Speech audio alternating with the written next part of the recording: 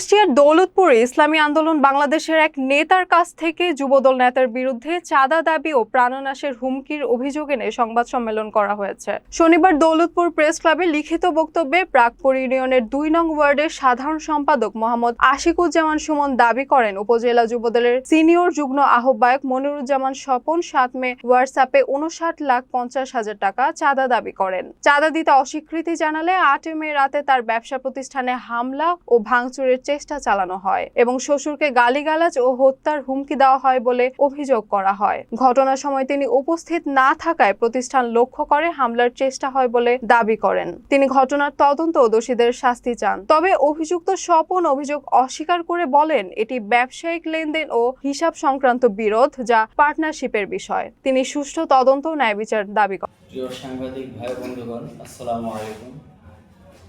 আপনারা জানেন, আমি দীর্ঘদিন যাবৎ কুষ্টিয়া জেলার দৌলতপুর থানাধীন বাঁধেরবাজার গ্রামে অত্যন্ত সুনামের সহিত ডাচবাংলা লেজেন্ড ব্যাংকিং ব্যবসা সহ তেল ও গ্যাসের ব্যবসা পরিচালনা করে আসছি। গত এক সপ্তাহ যাবৎ আমি একটু যাতনার মধ্যে ভুগতেছি। আমার থেকে বিভিন্ন মারফতে চাঁদার দাবি করা হচ্ছিল, যার কোনো প্রমাণ তথ্য আমার কাছে ছিল না। গত ৭ তারিখে সন্ধ্যা ৭টা ২ মিনিটে দৌলতপুর উপজেলার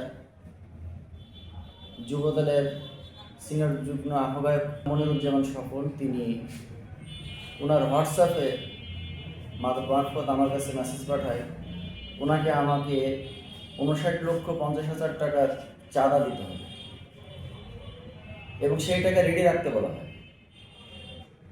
আমি সেটা দিতে অস্বীকৃতি জানালে গতকালকে ৮ তারিখ অনুমান রাত ১০ ঘটিকার সময় আমার দোকানে তারা আমাকে খুন জখম করার জন্য এবং আমার দোকানে অগ্নিসংযোগ করার জন্য তার বাহিনী নিয়ে উপস্থিত হয়।